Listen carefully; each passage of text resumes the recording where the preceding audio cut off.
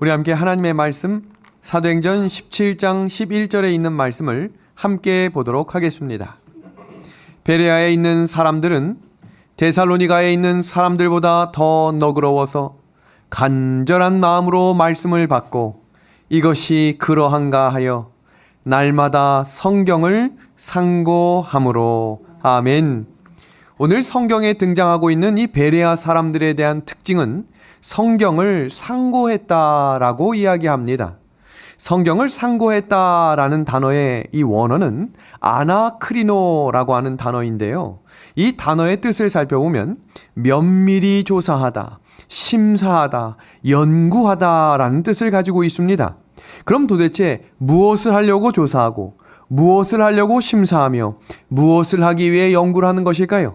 그것은 마침내 발견한 진리를 순종하기 위함입니다. 우리는 성경을 연구하는 박사들은 아닐지라도 성경에 나타난 예언의 말씀들과 진리의 말씀이 분명하게 드러날 때 그 말씀을 있는 그대로 순종할 수 있는 믿음을 허락하시기를 우리 예수님의 이름으로 소망합니다. 저에게 한 분이 이런 질문을 보내셨습니다. 성경은 왜 기록되었습니까? 그리고 성경이 기록된 배경이 무엇인지 좀 소개해 주시면 좋겠습니다. 오늘 이 두 질문은 오늘 우리가 살피게 될 다니엘 6장과 아주 긴밀한 연결이 있습니다. 이것을 아주 간단하게 소개하면 성경을 기록한 목적은 한 문장으로 정리하면 하나님께서 나를 정말 사랑하신다. 이것을 가르쳐 주시기 위해 기록한 책입니다. 그리고 성경이 기록된 배경은 하나님과 사단 사이에 큰 전투가 있고 그 사이에 내가 있다는 것입니다. 이 전투를 성경에서는 선악의 전쟁, 선악의 대쟁투라고 부르는 것입니다. 계시록 12장 7절에서 9절의 말씀입니다. 하늘에 전쟁이 있으니 미갈과 그의 사자들이 용과 더불어 싸울세. 용과 그의 사자들도 싸우나 이기지 못하여 다시 하늘에서 그들이 있을 곳을 얻지 못한지라. 큰 용이 내쫓기니 옛뱀 곧 마귀라고도 하고 사탄이라고도 하며 온 천하를 꿰는 자라. 그가 땅으로 내어 쫓기니 그의 사자들도 그와 함께 내쫓기니라. 아멘.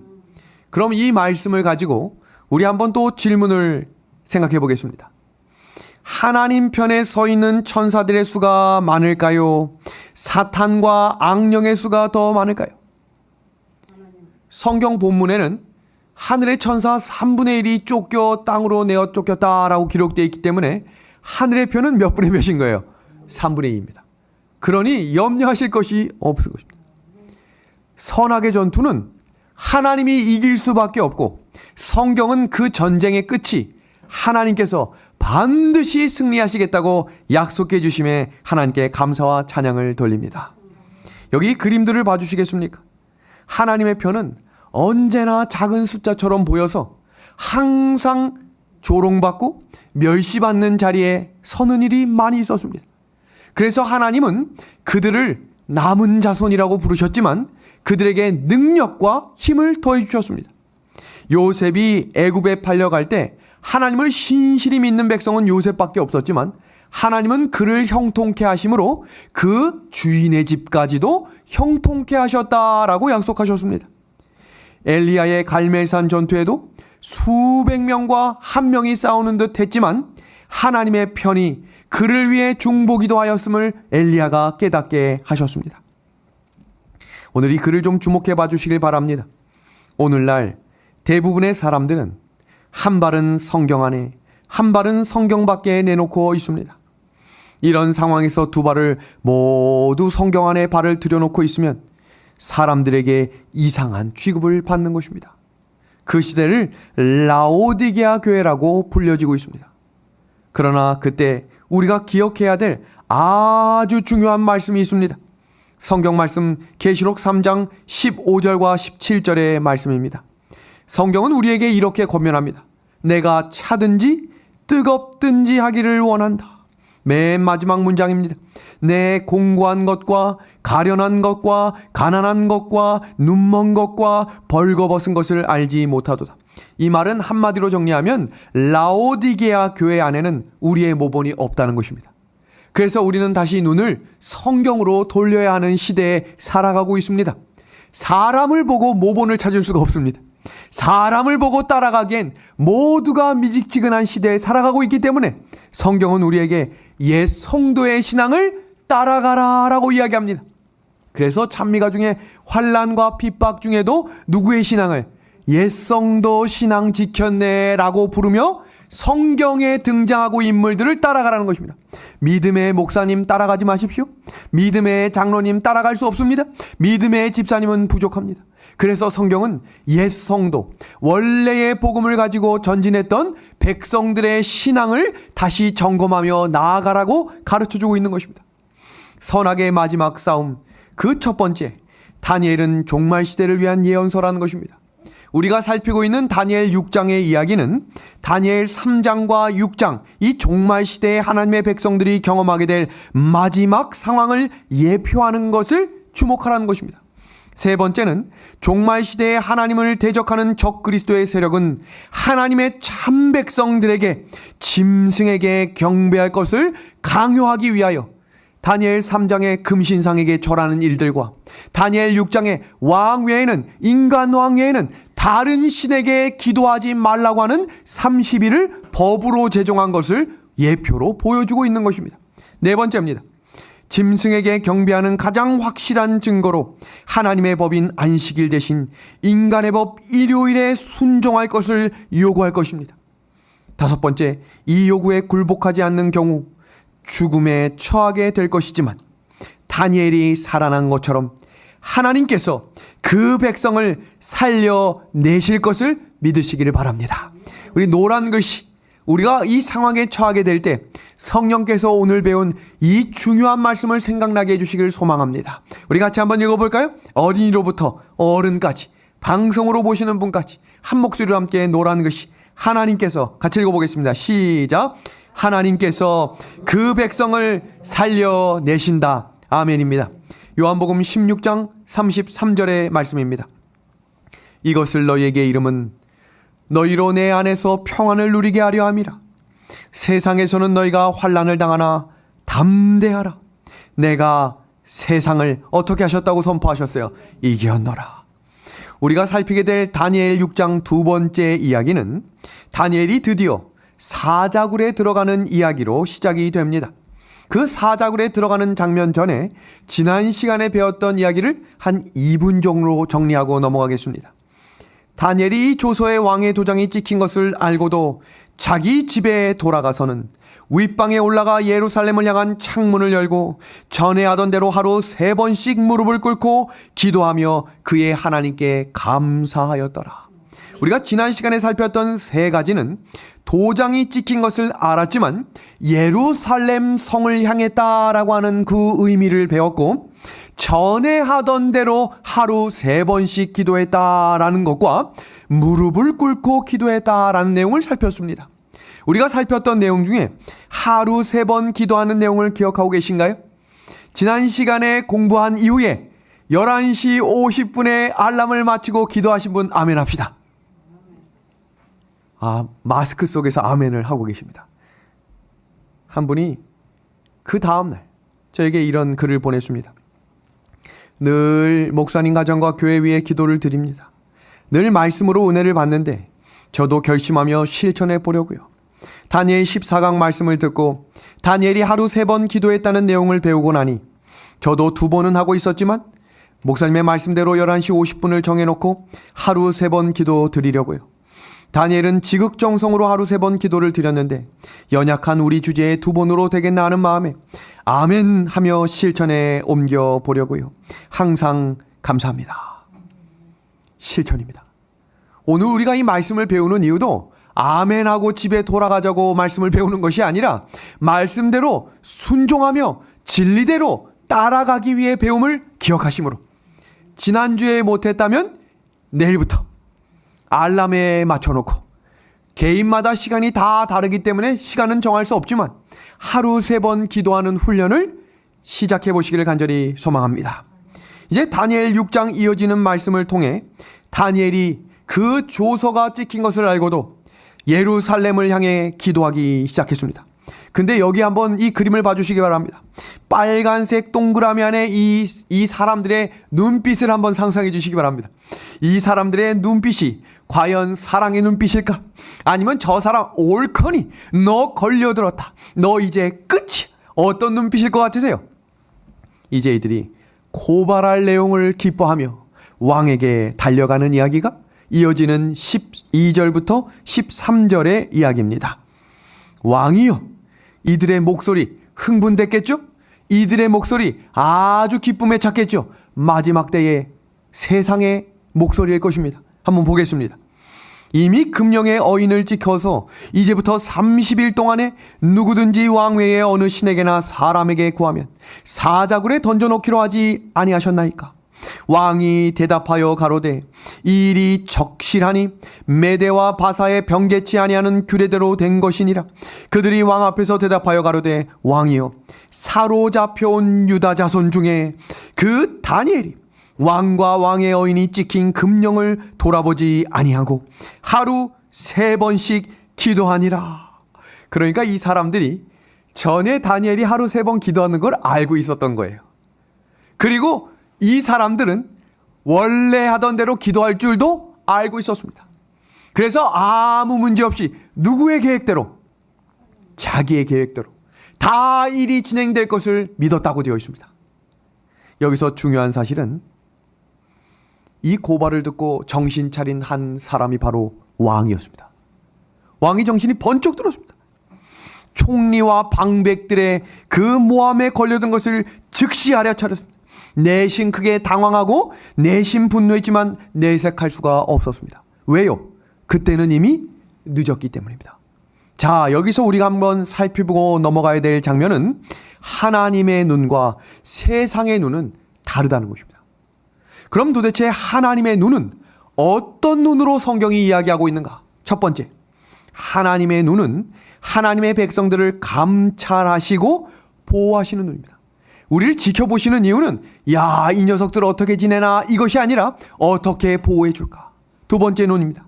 세상 역사를 통찰하시며 인류의 구원을 이루어 가시는 눈입니다. 세 번째 눈은 하나님의 뜻대로 사는 자들을 찾아내어 구원하시는 눈입니다. 구원하시는 눈. 그럼 세상의 눈은 어떤 눈인가? 인간들을 감시하고 통제하며 자유를 억압합니다. 자유를 주는 듯 싶지만 세상은 자유를 억압합니다. 꼭 기억하시길 바랍니다. 두 번째입니다. 통치자의 지시와 명령에 절대 복종하도록 강요합니다. 아주 무섭습니다. 자유의지는 필요 없습니다.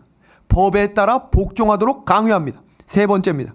하나님의 뜻대로 사는 자들을 찾아내어 멸하려고 하는 눈입니다. 이 두 가지 눈을 정확히 알고 계셔야 우리가 누구의 눈을 눈맞추며 살아야 할지를 깨닫게 될 것입니다. 다리오 왕이 고심합니다. 이 다리오 왕이 고심했다라는 장면에 눈여겨주시길 바랍니다. 지금부터는 그냥 이야기를 하지 않고 성경 말씀을 그대로 읽으며 다리오의 마음과 다니엘의 마음과 그 사람을 고소한 사람들의 마음을 한 번씩 묵상해 주시길 바랍니다. 읽어보겠습니다. 왕이 이 말을 듣고 그로 인하여 심히 근심하여 다니엘을 구원하려고 마음을 쓰며 그를 건져내려고 힘을 다하여 해가 질 때까지 이르매.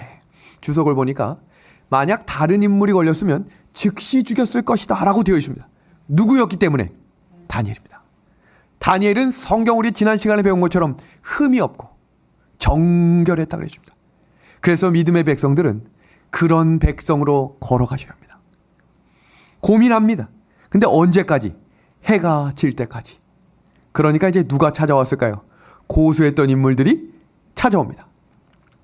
그 무리들이 또 모여 왕에게 나와서 왕께 말씀하되 왕이여, 메대와 바세의 규례를 아시거니와 왕의 세우신 금령과 법도는 변개하지 못할 것이니이다. 이 사람들이 눈치를 챘어요. 이 사랑하는 다니엘을 살리려고 하나 가만둘 수 없다. 죽이라고 명령하자. 분위기를 만들어냅니다. 절대로 법을 바꿀 수 없다. 결국 다니엘이 법대로 사자굴에 들어갑니다. 그 이어지는 장면도 성경으로 함께 보겠습니다. 16절입니다. 왕이 다니엘에게 일러 가로되 너의 항상 섬기는 내 하나님이 너를 구원하시리라. 너무 감동적이지 않아요? 왕이 믿음을 가지고 있었습니다. 믿음을 가지고 있는 사람도 자기를 높일 수 있다는 거예요. 믿음을 가지고 있는 사람도 자기를 신격화하고 싶다는 것입니다. 그러나 여기 중요한 것은 하나님이 너를 구원할 것이다. 이 장면을 영감의 글을 통해 하나님이 어떤 분이신지를 같이 살펴보겠습니다. 하나님은 다니엘의 원수들이 그를 사자굴에 던져넣는 것을 막지 않으시고, 막지 못하신 게 아닙니다. 막지 않으시고 악한 천사들과 악인들이 그들의 목적을 좀 더 성취하도록 허용하셨다. 왜 그러셨을까? 이어지는 장면입니다. 이는 그분의 종이 받는 구원을 더욱 돋보이게 하고 진리와 의에 대한 원수들의 패배를 더욱 완전하게 하려 하심이었다. 아멘입니다. 하나님은 절대로 실패하지 않으십니다. 실수하지 않으십니다. 이 말씀을 우리의 마음에 깊이 새기게 되기를 소망합니다. 그런데 여기서 중요한 사실은 왕이 다니엘을 사랑했고 왕이 다니엘을 어떻게 살릴 수 있을까 밤새 고심했지만 살릴 수 없었습니다. 세상의 법도 이러한데 하나님의 법도 마찬가지입니다. 하나님의 법은 때에 따라 바꿀 수 있는 것이 아니라 하나님의 법은 온전하시기 때문에 사람이 변해야 한다는 사실을 기억하셔야 합니다. 여기서 우리가 한번 살피고 넘어갈 한 장면은 하나님의 품성입니다. 첫 번째는 하나님의 품성은 죄를 묵과하실 수 없습니다. 그래서 반드시 죄의 대가를 지불해야 합니다. 이것을 성경적 용어로 뭐라고 부르냐면 공의라고 부릅니다. 그런데 하나님의 품성은 공의만 있는 것이 아니라 어떤 품성도 있냐면 두 번째입니다. 하나님은 그 죄인을 반드시 살려야 하는 것이 하나님의 품성입니다. 그러면 이 하나님의 품성이 충돌되는 것 같잖아요.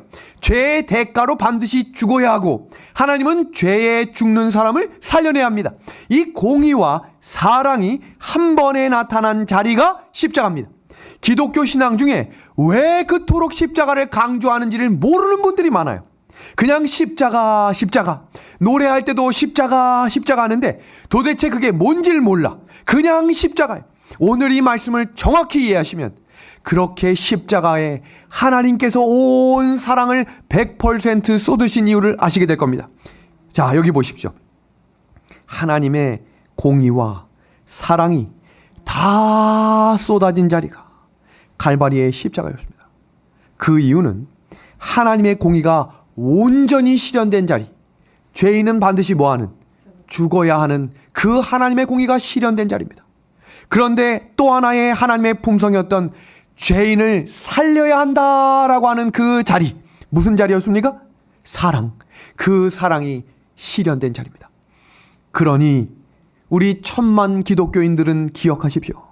사랑만 강조하셔서는 안 됩니다. 하나님의 공의와 사랑이 균형진 십자가를 올바로 이해하셔야 우리의 신앙생활 속에 하나님의 말씀을 온전히 순종하는 것이 왜 그토록 중요한지를 깨닫게 되실 것입니다. 그 자리를 하나님께서 깨닫게 하시는 자리가 바로 모세라고 하는 인물이었습니다. 모세라고 하는 인물이 수십 년, 120년을 살면서 하나님을 위해 일평생을 살았다고 이야기했습니다. 200만이 욕할 때도 그는 이렇게 기도합니다. 저의 이름을 지워주시고 저들의 죄를 살려주시옵소서. 여기 이런 기도하실 수 있는 분이 있습니까? 우리 교인들을 살려주시고 저의 이름을 하늘에서 지워주십시오. 모세는 하나님의 품성을 온전히 닮았다고 이야기했지만 넘어졌던 사람입니다. 교만했고 자만했던 마음이 있었습니다. 근데 우리의 하나님의 품성 첫 번째, 공의, 죄값은 반드시 치러져야 한다. 두 번째, 그 죄인을 하나님은 반드시 살려내시는 분이다. 비스가산 꼭대기에 모세는 죽어야 했습니다.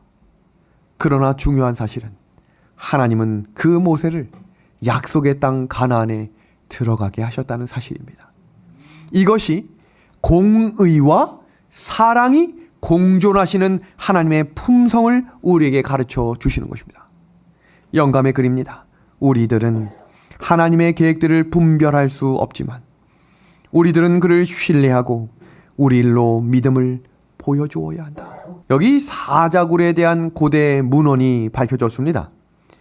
사자굴이 있는 다니엘 6장 시대에 왕의 궁전들의 사자들이 왜 있었는가에 대한 이야기를 한글은 이렇게 소개합니다. 고대 시대에 사자굴이 있었던 이유는 자연에서 사자 사냥이 어려웠기 때문에 왕족이나 귀족들이 사냥용으로 사자를 키웠다라고 되어 있습니다. 그 사자굴에 다니엘이 들어가게 되었던 것입니다. 그런데 여기 중요한 사실이 있습니다. 사자굴에 들어갔던 다니엘은 사자를 만나기 전에 천사를 만났습니다. 이 말은 무슨 말이냐면 보이지 않는 천사가 있었던 사자굴에 들어갔던 다니엘은 사자굴에 들어간 것이 아니라 어느 굴에 들어간 거예요? 천사의 굴에 들어갔던 것입니다. 그 이어지는 이야기를 그대로 18절부터 또 읽어보겠습니다. 왕이 궁에 돌아가서는 밤이 맞도록 금식하고 그 앞에 기약을 그치고 침수를 피하니라. 이튿날에 왕이 새벽에 일어나 급히 사자굴로 가서 다니엘에 든 굴에 가까이 이르러서는 슬피 소리질러 다니엘에게 물어 가로되 사시는 하나님의 종 다니엘아, 너희 항상 섬기는 내 하나님이 사자에게서 너를 구원하시기에 능하셨느냐. 다니엘이 왕에게 고하되 왕이여 원하건대 왕은 만세 수를 하옵소서. 새벽에 급히 사자굴로 달려간 밤새 한숨도 자지 못했던 이 다리오가 하나님의 백성 다니엘아, 너는 온전하냐. 이 소리를 듣자마자 얼마나 감격했을까요? 다니엘의 고백입니다. 나의 하나님이 이미 그 천사를 보내어 사자들의 입을 봉하셨으므로 사자들이 나를 상해치 아니하셨사오니 이는 나의 무죄함이 그 앞에 명백함이오며 또 왕이여 나는 왕의 앞에도 해를 끼치지 아니하였나이다. 왕이 심히 기뻐서 명하여 다니엘을 굴에서 올리라 하매 그들이 다니엘을 굴에서 올린즉 그 몸이 조금도 상하지 아니하였으니 이는 그가 자기 하나님을 의뢰함이었더라. 다니엘에 대한 왕의 애정과 신뢰입니다. 왕이 자신이 죽었다가 산 것보다 더 기뻐했습니다. 여기서 우리가 잠시 살필 것은 우리에게 주는 참된 평안은 환경이 주는 것이 아니라는 것입니다. 건강에도 마음이 불안한 사람이 있고 건강을 잃은 사람 중에도 마음이 평안한 분들이 있습니다. 우리의 삶 가운데 나의 지금 현 상태 때문에 내 마음이 조급하거나 우울하거나 낙심한다라고 생각하는 것이 아니라 지금 내 마음 가운데 하나님만이 주실 수 있는 참된 평안을 가지고 있는지를 한번 돌아봐 주시기를 소망합니다. 지금 이 그림을 보면 이 안에 있는 다니엘이 평안할까? 아니면 밖에 있는 다리오가 평안할까? 지금 다리오는 평상시와 달라진 것이 아무것도 없었습니다. 원래 자던 침실, 원래 있던 악기들, 그 악기는 물렸다고 되어 있죠. 그러나 다니엘은 환경은 바뀌었습니다. 그러나 그의 마음 가운데는 여전히 평안했습니다. 왜 그럴 수 있었을까? 이 말씀을 같이 보겠습니다. 다니엘은 자신이 원치 않는 최악의 상황 가운데에서도 평안을 가질 수 있었습니다. 왜냐하면 그 마음 가운데 문제를 해결하시는 하나님이 마음의 중심이 되셨기 때문입니다. 오늘이 우리에게 용기 주는 요한복음 14장 27절의 말씀 다 함께 한번 읽어보겠습니다. 평안을 너희에게 시작. 평안을 너희에게 끼치노니 곧 나의 평안을 너희에게 주노라. 아멘. 하나님이 약속하셨습니다. 주노랍니다. 줄까 말까가 아니에요. 내가 이렇게 하면 줄게도 아니죠. 나의 평안을 너희에게 주노라. 하나님 나에게 이 평안을 주십시오. 우리 함께 기도하시기를 소망합니다. 한 편지를 읽겠습니다. 목사님, 해결되지 않는 여러 문제를 가지고 살아가는 것이 매일매일 넘어짐의 반복이네요. 그런데 어느 날 밤 똑같은 고민과 염려로 잠 못 드는 밤 더 간절한 기도를 할 수 있는 마음을 하나님께서 주셨어요. 기도하던 중에 나의 평안을 너에게 주노라. 목사님의 말씀을 반복해서 듣고 다시 기도를 하는데 하나님이 주시는 마음의 평안을 허락해 주셨어요. 여전히 문제는 그대로 있지만 마음에 주시는 이 평안이 얼마나 감사한지요. 믿음의 눈을 열어주신 하나님 아버지께 감사를 드립니다. 어두운 밤길을 걸어가는 이 사람에게 등불이 있습니다. 그것은 성경에서 말씀이라고 했습니다. 주의 말씀은 내 발에 등이요 내 길에 빛이라고 말씀하셨습니다. 그럼 도대체 어떤 사람들이 마음의 평안을 누릴까? 로마서 5장 1절은 믿음으로 의롭다 하신 예수님의 옷을 입은 사람입니다. 두 번째는 빌립보서 4장 6절에서 7절에 하나님을 절대적으로 신뢰함으로 미래의 염려가 없는 사람들에게 하나님께서 어떤 마음을, 평안한 마음을 주실 것입니다. 성도 여러분, 평안하십시오. 하나님께서 평안을 주실 분이십니다. 자, 이제 시작하는 다시 다니엘 6장의 이야기입니다. 다니엘이 살아오고 왕은 그 참소한 자들에 대한 괘씸한 생각이 들었습니다. 그리고 여기서 중요한 것은 하나님의 사람 다니엘이 나가자 하나님의 천사들도 떠나버렸습니다. 이제 그곳이 어디로 바뀌었습니까? 사자굴로, 진짜 사자굴로 바뀌었습니다. 그 상황에서 참소한 사람들과 가족들이 사자굴에 던져지자 어떤 일이 벌어졌습니까? 성경 말씀입니다. 왕이 명을 내려 다니엘을 참소한 사람들을 끌어오게 하고 그들을 그 처자들과 함께 사자굴에 던져넣게 하였더니 그들이 굴 밑에 닿기 전에 사자가 곧 그들을 움켜서 그 뼈까지도 부서뜨렸더라. 다리오가 온 백성들에게 줘서 담화문을 내립니다. 그 이어지는 담화문이 참으로 감동적인 26절부터 27절의 말씀입니다. 내 나라 관할 아래에 있는 사람들은 다 하나님 다니엘의 하나님 앞에서 떨며 두려워할지니 그는 사시는 하나님이시요 영원히 변치 않으실 자이시며 그 나라는 망하지 아니할 것이요 그 권세는 무궁할 것이며 그는 구원도 하시고 건져내시기도 하시며 하늘에서든지 땅에서든지 이적과 기사를 행하시는 자로서 다니엘을 구원하여 사자의 입에서 벗어나게 하셨음이니라. 아멘. 여기요, 전 국민을 향해서 다니엘이 믿고 섬기는 하나님이 어떤 분이신지를 하나님께서 선포하셨습니다. 여기 이 장면을 기억하십시오. 그 다니엘의 하나님이 우리의 하나님이 되시기를 소망합니다. 그 다니엘의 하나님이 우리의 하나님이 되셔서 마지막 때에 온 세상에 전파되기를 우리 함께 기도하며 전진하기를 소망합니다. 여기 풀무불의 사건과 사자굴의 공통점을 하나씩 비교해 보겠습니다. 핍박한 왕은 느부갓네살 이방왕이고 다리오 왕 이방왕이었습니다. 그 다음 이 왕의 호의를 보겠습니다. 자기가 하고 싶어서 한 것은 아니지만 다리오의 명에 의해 사자굴에 들어가게 됐습니다. 왕의 호의를 봅니다. 세 친구들은 국가의 방백들이었고 다니엘은 총리에 임명됐습니다. 그런데 그 충성심을 보겠습니다. 세 친구들은 왕과 하나님께 충성했습니다. 다니엘도 왕과 하나님께 충성했습니다.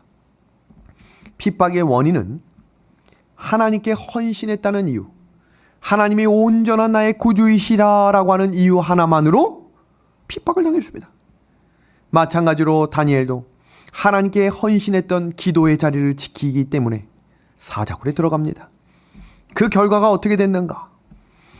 그들은 하나님께서 풀무불에서 지켜주셨고 다니엘 또한 사자굴에서 살아나는 기적을 경험케 하셨습니다.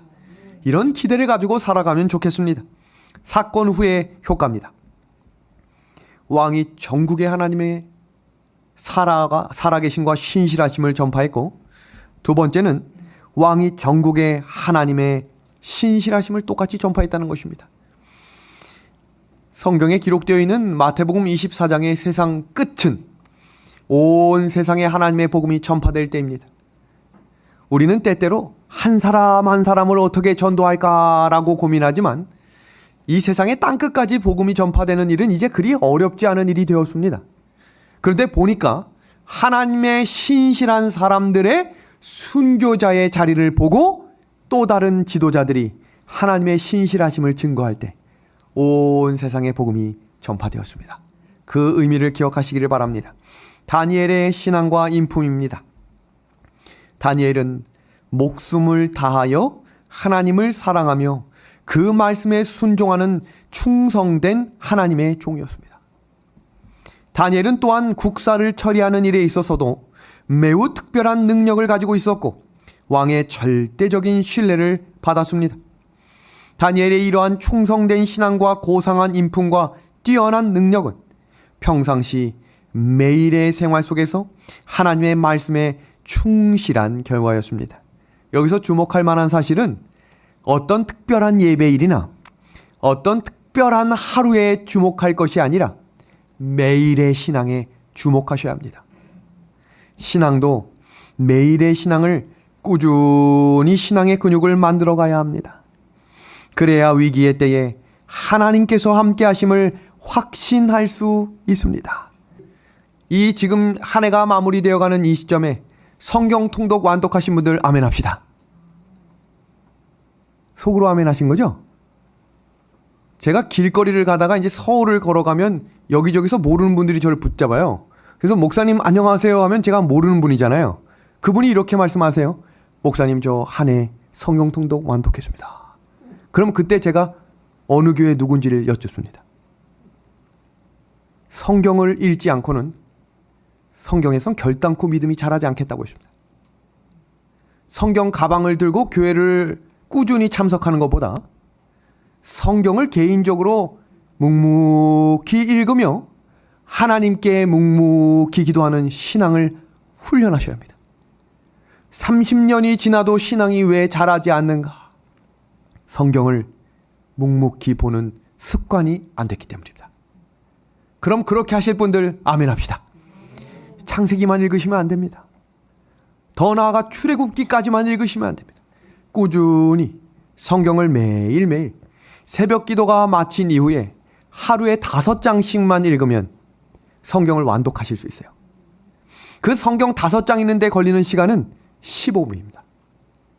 어렵다고 생각할 수 있지만 우리가 하루 평균 휴대폰 보는 시간과 TV 앞에 앉아있는 시간과 세상 책과 세상 오락에 빠지는 시간에 비하면 결단코 큰 시간이 아닙니다. 여러분, 이제 그 성경이 나의 양식이 되고 하나님의 신실한 연결고리임을 고백하며 전진해 나가면 좋겠습니다. 여기 세상의 미래를 적용할 수 있는 성경적 기준을 하나씩 살펴보겠습니다. 첫 번째, 인류의 역사는 선악의 싸움에서 일어나는 전쟁의 역사입니다. 지금부터 10분 동안이 대단히 중요한 말씀임을 기억하며 주목해서 보시길 바랍니다. 두 번째입니다. 하나님께서 사람을 구원하시려고 하는 사탄은 멸망시키려고 합니다. 양편 모두 목적을 달성하기 위해 각 시대마다 사람을 사용하는데 하나님의 편에 설 사람들을 성경 계시록 12장에는 남은 자손이라고 말하고 있고 이 남은 자손을 공격하는 세력으로 계시록 13장에 짐승이 등장하는데 그 짐승은 중세 종교 암흑시대를 지배했던 교황권임을 계시록 13장 연구를 통해 우리는 확인했습니다. 이 인류의 역사의 선악의 싸움을 도표로 확인하시면 그 내용이 좀 더 명확해집니다. 선과 악의 싸움에 있어서 이 선은 중간이 없습니다. 한 발 한 발 넣을 수 없습니다. 엘리야가 싸움 직전에 너희가 어느 때까지 머뭇머뭇 중간에 서려냐 하고 이야기했습니다. 하나님의 편에 선 사람들과 악의 편에 선 사람들은 뚜렷한 구분과 구별이 되었습니다. 그리고 이 악의 마지막 세력권이 바로 교황권입니다. 근데 이들이 싸웠던 것은 바로 예배를 두고 싸웠다는 것입니다. 노아와 아브라함과 이스라엘과 예수님과 제자들과 종교개혁자와 마지막 남은 자손들도 다 예배로 싸우게 될 것입니다. 그들은 시간 싸움을 했고 결국 하나님의 날 사람의 날을 놓고 싸움이 시작되었습니다. 여러 번 보신 도표지만 이 도표가 마지막 결정적인 순간에 여러분들의 강력한 인상으로 성령이 생각나게 하실 것입니다. 짐승의 표의 명확한 시간, 날에 대한 이야기는 바로 안식일과 일요일로 구분되기 때문입니다. 그래서 마지막 날 짐승의 표 환란이라고 하는 이 단어가 일요일 법령이란 단어로 성경 예언에서는 해석되고 있는 것입니다. 그때 마지막 때에 일어나는 장면을 주목해 보시길 바랍니다. 향후 세계는 교황권 중심의 세상이 될 것이고 모두 그를 경배할 그때에, 그러나 끝까지 하나님의 계명에 충실한 남은 자손들이 생겨나게 된다고 했습니다. 그리고 세상은 그들을 제거할 것이나 마침내 하나님이 승리할 것입니다. 그럼 이런 질문에 대답을 한번 찾아봐 주시길 바랍니다. 지금 하나님께서 진리에 충성하는 남은 자손을 부르고 계시는데 누가 그 부르심에 응답하게 될까? 여러분, 지금 많은 교회들은 본인들이 남은 자손이라고 말합니다. 종파와 교파가 달라요. 다 본인들이 구원받은 백성이라고 가르치고 본인들이 하나님께서 선택하신 남은 무리라고 가르칩니다. 그럼 도대체 수많은 종파에 하나님은 한 분이신데 수많은 종파에 어느 교회, 어느 무리가 정말로 남은 교회일까? 이 말씀에 주목하십시오. 중세기에 무너진 하나님의 계명을 온전히 회복하는 자들이 하나님께서 부르시는 마지막 시대의 남은 자손이 될 것입니다. 그럼 도대체 이 남은 자손들이 가지고 있는 진리가 무엇인지를 개인적으로 성경을 통해 확인하십시오. 남은 자손이 보존하는 진리 첫 번째는 타락한 인간을 구원하는 진리입니다. 사람이 할 수 있는 것이 아니라 하나님께서만 하실 수 있음을 고백하는 진리입니다. 두 번째는 사람을 회개시키고로 끝나는 것이 아니라 순종의 열매를 맺게 하는 진리를 강조하는 교회가 어느 교회인지를 찾아보십시오. 세 번째입니다. 양심이 말씀으로 씻겨져서 성령께 굴복하는 진리를 가진 교회를 찾으십시오. 네 번째입니다. 믿음으로 말미암는 의의 경험에 대한 진리를 어느 교회가 강조하는지를 찾으십시오. 다섯 번째입니다.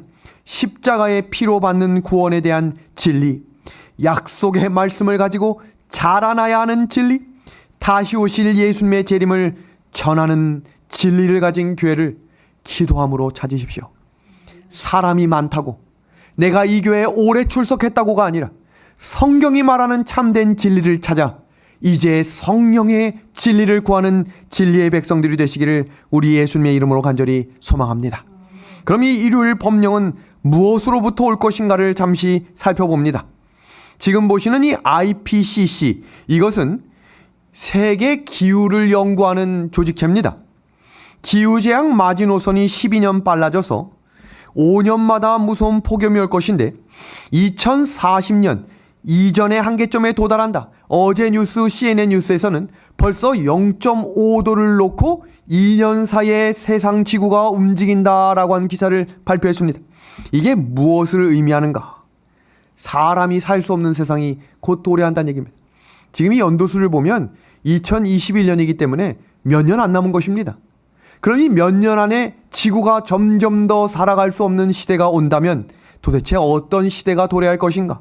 이때에 맞춰 교황이 지구의 날을 맞아 환경보호의 중요성을 강조하며 환경보호에 전 세계가 함께 협력해야 함을 강조하고 나서기 시작했는데 이것은 2020년 4월 달만이 아니라 2021년 3월, 6월에도 똑같은 담화문을 계속해서 발표하고 있습니다. 지금 세계에서 일어나고 있는 허리케인 등과 여러 폭풍, 이해할 수 없는 자연 생태의 환경은 모두 지구 온도 상승으로 오는 결론은 지구 유엔에서 내렸습니다. 그 결과에 맞춰서 교황이 이런 담화문을 계속 발표합니다. 우리가 이 문제를 해결할 수 있는 방법은 한 가지다. 하나가 되어야 한다. 그게 뭘 의미하냐면 통합입니다. 세계화를 이루자. 종교와 정치가 하나가 되자. 그러면서 뭘 강조하냐면 진정한 쉼이 필요한데 그것은 마음의 휴식이다. 세상 사람들이 다 우울증에 걸린다? 세상이 어떻게 돌아갈지에 대한 염려와 고민에 빠져 있다. 그러니 우리가 함께 기도하고 함께 마음의 휴식을 찾을 수 있는 일요일을 회복하자라고 강조하고 있습니다. 프란치스코 교황은 일요일 휴업이 사라진 것을 가족과 이웃에게 부정적인 영향을 미친다고 언급하며 그러한 전통적 기독교 관행이 사라진 것에 대한 유감을 표명해왔다. 교황은 가난한 사람들이 존엄성을 얻기 위해 쉼이 필요하다고 이야기한다. 여기 이어지는 문장을 보십시오. 우선권은 경제가 아니라 사람에게 있으며 상업적 이해관계가 아니라 가족과 이웃에게 맞춰져야만 한다. 또한 그는 일요일에 일하는 것이 진정한 자유인지를 우리 자신에게 물어볼 때이다. 여러분, 지금 코로나 환경으로 인해서 나라에서 어느 상업점에 몇 명이 들어가는 것을 통제하는 일이 일어났습니다. 이것이 강화되므로 한 날을 나라에서 강요하는 일이 매우 쉬워졌음을 인식하셔야 합니다. 예전에 일요일 법령을 내릴 수 없었던 이유는 사람들의 공감대를 살 수 없었어요. 그런데 지금 왜 대한민국에 폭동이 안 일어날까요? 그 이유는 사람들이 모두가 위기라고 생각하기 때문입니다. 이 위기를 넘어설 수 있다면 소수의 사람들은 피해를 봐도 묵묵히 견디라는 것입니다. 그것이 세상의 법의 방법입니다. 일요일 법령에 대해 영감의 글은 이렇게 이야기합니다. 일요일 운동은 오늘날 암암리의 그 길을 마련하고 있다. 지도자들은 문제의 진상을 숨기고 있으며 그 운동에 연합하는 많은 사람들은 저류가 어디로 향해 흐르는지 스스로 깨닫지 못한다. 그 공헌은 부드럽고 그리스도인답게 보이지만 그것을 말할 때는 용의 정신을 나타낼 것이다. 여러분, 일요일을 지키자 얼마나 사람들에게 호응을 얻을까 기대해 보셔야 합니다. 수천 수억 명의 사람들이 그날을 놓고 환호할 것이라고 그랬습니다. 왜냐하면 그것이 진정한 회복이 될 것이라고 기대할 것이라고 생각했습니다. 그때 법령으로 내려지면 드디어 하나님의 날과 인간의 날이 싸우는 날이 시작된다는 것입니다. 영감의 글을 보겠습니다. 가까운 장래에 계시록 12장 17절의 예언의 성취를 보게 될 것인데 세상과 법왕 세력과 연합하여 하나님의 계명을 지키는 자들을 대항하게 될 것이다. 개신교도들은 로마 교도들처럼 일요일을 앞세우기 위하여 변장하여 활동하고 있다. 어느 곳에서나 법안권은 높고 거대한 건축물을 쌓아 올리고 있으며 그 건물의 은밀하고 깊은 곳에서는 그의 이전에 핍박이 되풀이 될 것이다. 제가 지금 보여드리는 이 그림은 정확히 1년 7개월 전에 설교했던 그림인데 그 1년 7개월 전에 설교했던 내용이랑 1년 7개월이 지난 2021년 12월 오늘의 이 내용이 얼마나 연결되었는지를 확인해 주시길 바랍니다. 그때 제가 이 설교를 마치고 나면 목사님, 그런 일이 과연 있겠습니까? 라는 대답을 정말 많이 들었는데 지금 이 내용을 보시면 저도 놀라워요. 한번 보겠습니다. 지금 이 그림은 오늘 제가 구글에 들어가서 찾은 그림이에요. 현재까지 코로나 걸린 숫자, 사망자, 격리 해제, 치명률, 발생국가입니다. 지금 발생국가가 223개국이면 전 세계가 227개국 8개국인데 이미 전 세계가 다 걸렸다고 보시면 됩니다. 그런데 여기 보겠습니다. 코로나는 세계를 통합하며 통제하고 감시 사회로 만들어가고 있다. 이거를 2년 전에 쓴 거예요. 그걸 감안해서 보십시오. 두 번째, 전 세계는 지금 사회주의 중심의 세계 단일 정부로 가고 있다. 그때는 4인 뭐 이런 게 없었어요. 그냥 코로나 주의하자, 조심하자. 자, 세 번째입니다. 경제가 피폐해지면서 국민은 생존을 국가에 의지하게 된다. 오늘자 신문에 한 프랜차이즈 카페가 우리는 더 이상 국가의 통제에 따르지 않겠다고 선포했어요. 왜냐하면 더 이상 따라가다가는 전국 체인점이 다 망한대요. 지금 몇 개월 동안 쌓인 적자가 10억이라는 겁니다. 이게 무슨 말이냐면 국가에서 통제하는 일을 한 회사가 거부합니다. 어떻게 될까요? 홍을 얻을 것 같습니까? 거기 댓글을 보면 난리예요.